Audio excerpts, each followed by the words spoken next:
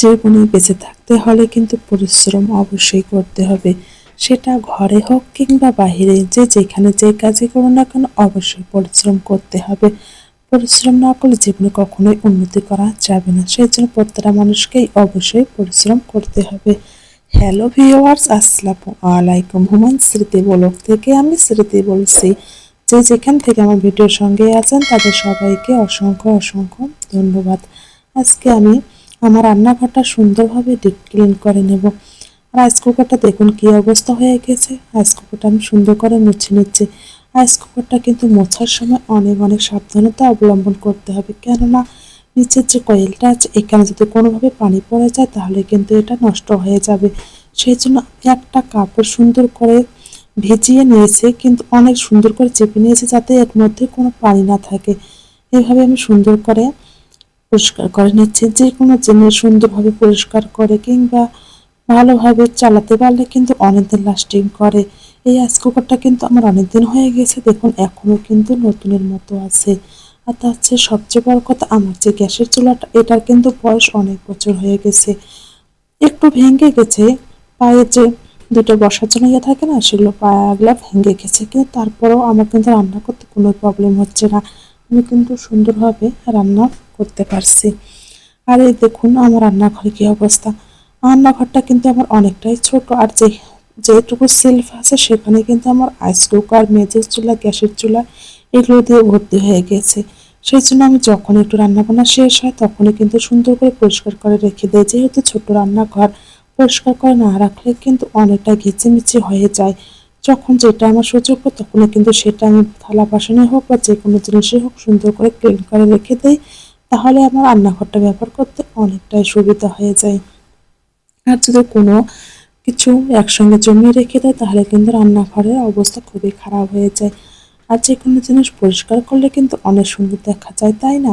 এই যে আমার মেঝের চুলা, রাইস কুকার এগুলো দেখতে কিন্তু আমার অনেক বেশি ভালো লাগে, কেননা মনে হচ্ছে যেন আমি আজকে কিনে নিয়ে আসলাম, কিন্তু সেটা না। এগুলো কিন্তু আমার অনেক অনেক দিন হয়ে যাচ্ছে। এই চুলার কথা তো নাই বললাম, এটার বয়স যে কত হবে শুনলে আপনাদের মাথা ঘুরে যাবে। তারপরে তো আমার রান্নাটা হচ্ছে না, তাই না? এমন তো না যে আমি রান্না বান্না করতে পারছি না, অনেক ভালোই আছে। একটা চুলার একটু প্রবলেম হয়েছে, একটু কম চলে, কিন্তু তারপরে আমার রান্না করতে কোনো প্রবলেম হচ্ছে না। আমার মনে হয় যে জিনিসটা এখনো ভালো চলছে সেটা আমার বদলানোর কোনো প্রয়োজন নেই। যখন একেবারে নষ্ট হয়ে যাবে তখন না হয় পাল্টানো যাবে। এই তো দুইটা পাথর দেখছেন, এগুলো কিন্তু আপনাদের ভাইয়া আমাকে সাইড থেকে নিয়ে এসে দিয়েছে। কেননা চুলার যে চারটা কোনায় কিন্তু চারটা পায়া থাকে, সেগুলো আমার দুটো ভেঙে গেছে। তারপরও আবার সেটা হচ্ছে পিছন দিকে, আর আমি যখন রান্না বান্না করি তখন যেন চুলাটা পিছন দিকে হেলে পড়ে যায়। এটা আমার একেবারে ভালো লাগতো না। সেই জন্য আপনাদের ভাইয়া দুটো আমাকে পাথর নিয়ে এনে দিয়েছে, বলছে তুমি এগুলো পিছন দিকে দিয়ে দিবে, সুন্দরভাবে চুলাটা অ্যাডজাস্ট হয়ে থাকবে। তখন থেকেই কিন্তু আমি এগুলো ব্যবহার করার, যখনই আমি রান্নাঘরটা ক্লিন করে নিই তখন কিন্তু আমি এগুলো ক্লিন করে নিই। যেহেতু এগুলো দেখতে রং সাদা, পরিষ্কার করলে কিন্তু অনেকটাই বেশি সুন্দর দেখা যায়। আমি কিন্তু আজকে রান্না বান্না আর আপনাদের সঙ্গে শেয়ার করতে পারলাম না, কেননা কিন্তু আমি অফ ক্যামেরায় রান্না বান্নাটা করে নিয়েছি। তারপরে কিন্তু আমি সুন্দর করে রান্নাঘরটা ক্লিন করেছি। এরপর কিন্তু আমি স্কুলে যাব, মোরসালিনকে আনতে যাব। এরপর ওকে স্কুলে রেখে কিন্তু আমি একটা জায়গায় যাব। কোথায় যাব সেটা অবশ্যই আপনাদের সঙ্গে শেয়ার করব। এই তো আমি পাথরগুলো সুন্দরভাবে পেছন দিকে দিয়ে দিচ্ছি। এখন চুলাটা একদম সুন্দরভাবে সেট হয়ে থাকবে। যে কোনো জিনিস পরিষ্কার করে রাখবেন, নিয়মিত ব্যবহার করবেন ভালোভাবে। সঠিক নিয়মে ব্যবহার করলে কি আমার মনে হয় এটা কিন্তু অনেক অনেক বেশি লাস্টিং করে। আর যদি আমরা যদি নিয়মটা না জানি যে কীভাবে ব্যবহার করতে হবে, সেই জিনিসটা কিন্তু খুব তাড়াতাড়ি নষ্ট হয়ে যায়। সেই জিনিস যেই জিনিসটাই হোক না কেন, পুরাতন কিংবা নতুন, সেটা কিন্তু অবশ্যই ভালোভাবে ব্যবহার করাটা প্রয়োজন। এখন রান্নাঘরটা কিন্তু দেখতে আমার অনেক অনেক বেশি সুন্দর লাগছে। আর আমি কিন্তু সবসময় চেষ্টা করি আমার সবচেয়ে আগে রান্নাঘরটা সুন্দর করে ক্লিন রাখতে।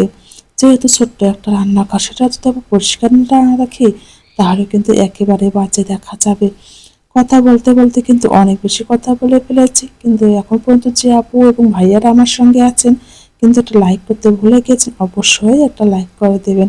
আর এই তো আমি মোরসালিনকে স্কুলে রেখে কিন্তু একটা হসপিটালে এসেছি, মূলত আমার কোনো কাজের জন্য না, আমার পাশের একটা ভাবি আছে তার সঙ্গে এসেছি।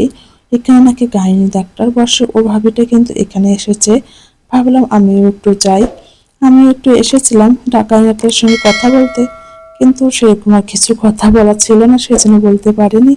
উনি কথা বলেছে ওনার একটা প্রবলেমের কারণে। এই তো আমরা এখন চলে যাচ্ছি। আমার ভিডিওর কোথাও কোনো অংশ থেকে যদি ভালো লেগে থাকে তাহলে অবশ্যই সাবস্ক্রাইব করে আমার পরিবারের একজন হয়ে যেতে পারেন। আর যদি ভালো না লাগে তাহলে অবশ্যই দেখা শুরু করবেন, বা দেখতে দেখতে অবশ্যই ভালো লাগবে। ভালো লেগে থেকে কিন্তু ভালোবাসার সৃষ্টি হয়। এই তো আমাদের কাজ কমপ্লিট, এখন আমি স্কুলে যাচ্ছি। সবাই ভালো থাকবেন, সুস্থ থাকবেন, আল্লাহর কাছে এই কামনাই করি। সবাই আমার জন্য দোয়া করবেন ও আমার ফ্যামিলির জন্য দোয়া করবেন। আল্লাহ হাফেজ।